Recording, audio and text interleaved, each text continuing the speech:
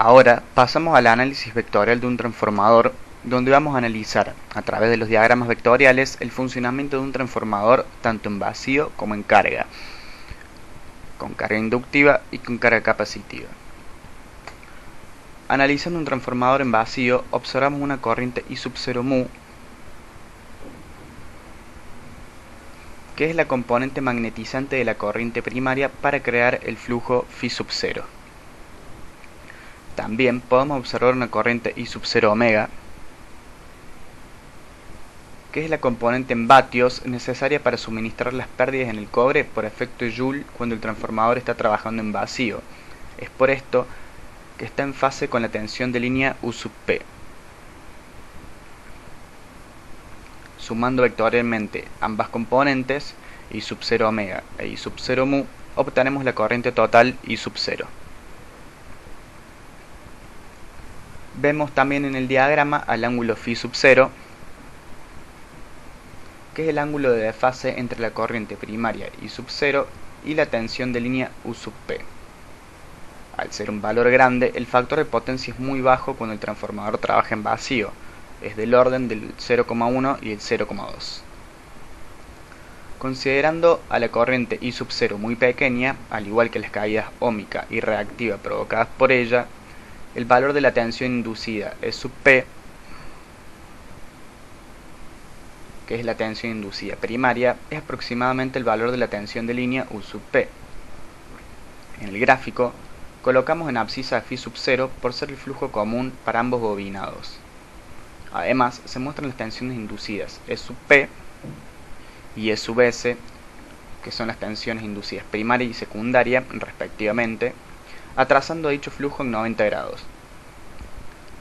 Ya que una tensión inducida es, según la ley de Faraday,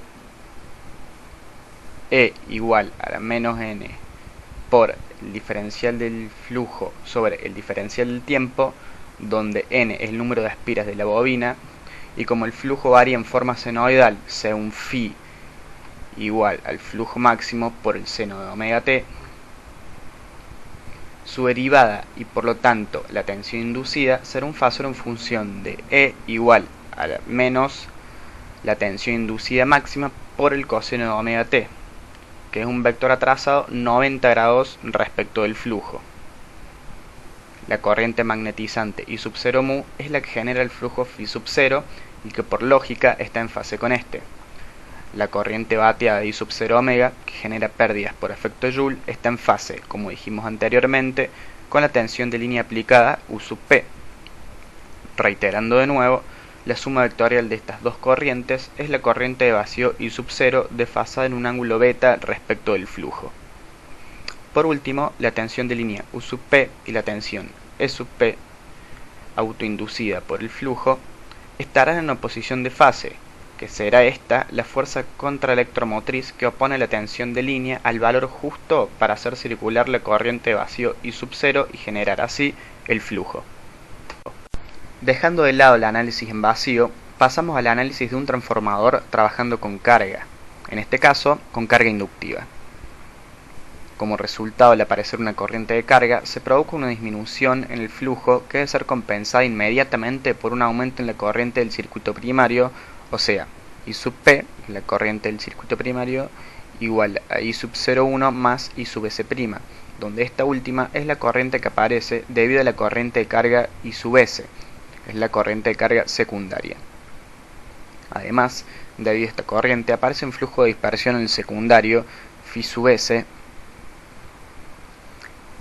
concatenado con este devanado solamente y que se puede representar como una fuerza electromotriz inducida según la siguiente fórmula, donde obtenemos que sub Sx, que es la tensión inducida en el circuito secundario, es igual a la corriente en el circuito secundario por la reactancia en el circuito secundario. Observamos en esta fórmula que L sub S es el coeficiente de autoinducción equivalente al bobinado secundario. Así, nuestra tensión E sub S, inducida por el flujo común, queda disminuida por la caída por reactancia de dispersión y por la caída óhmica. Ambas caídas contribuyen a conformar la tensión final en el secundario U sub S, según la siguiente fórmula. Notamos que la caída óhmica está en fase con I sub S y la caída por reactancia y dispersión está a 90 grados. Del lado primario a la corriente I sub 0,1, que es la necesaria para crear el flujo phi, se le suma la corriente I sub S', que produce un flujo de dispersión phi sub P, concatenando únicamente las espiras del primario. Este origina tensión inducida que debe ser compensada con la componente de tensión de línea reactiva I sub P por X sub P, que serían la corriente de carga primaria y la reactancia primaria, adelantada 90 grados respecto a la corriente, debido a que las tensiones inducidas están en atraso 90 grados respecto del flujo phi, es decir, atrasado a la corriente primaria, que es lo que lo engendra. Esta fuerza electromotriz inducida no se dibuja y solo se dibuja la caída de tensión de la línea reactiva opuesta a la inducida, es decir, desfasada a 180 grados.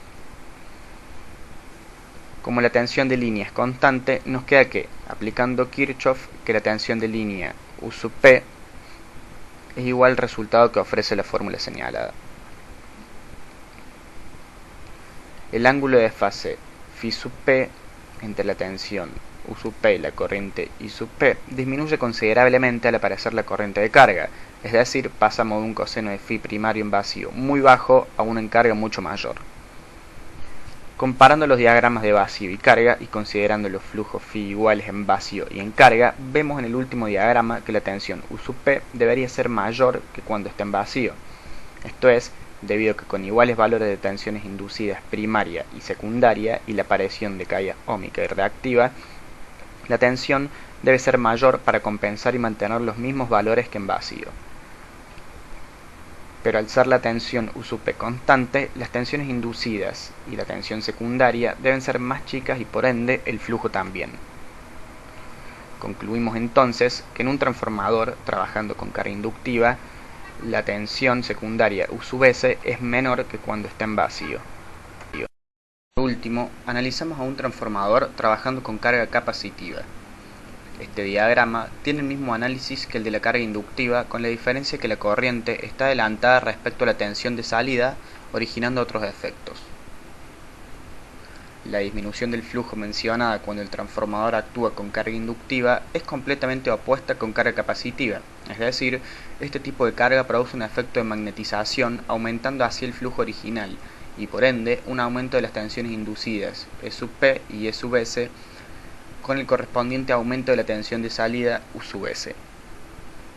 Todo esto es debido al adelanto de la corriente secundaria, provocando una modificación de los ángulos de fase en las caídas de tensiones y alterando el sentido de variación del flujo. Observando el diagrama de vacío y carga, y considerando un mismo valor de flujo, la tensión de salida es menor en carga que en vacío, con lo que deberíamos aplicar una tensión U sub P primaria menor que cuando está en vacío para mantenerse iguales. Al ser U sub P constante, deducimos que las tensiones inducidas E sub P y E sub S, es decir, primarias y secundarias, son mayores que en vacío, y en consecuencia el flujo también es mayor. Esto es lo que produce el efecto magnetizante. Concluyendo, cuando la corriente secundaria se adelanta a la tensión de salida es mayor que en vacío y así también el flujo total. Este fenómeno aparece en todas las máquinas y líneas de corriente alterna, ya que la carga capacitiva es siempre el orden magnetizante y provoca menores caídas de tensión en los circuitos. El factor de potencia primario es muy cercano a la unidad, pudiendo volverse de origen capacitivo si la corriente secundaria está muy adelantada. Antes de finalizar, tomando en cuenta las dos conclusiones anteriores, podemos hablar entonces de la regulación de un transformador, donde podemos decir que es la diferencia entre la tensión de vacío y en carga del secundario en tanto por uno.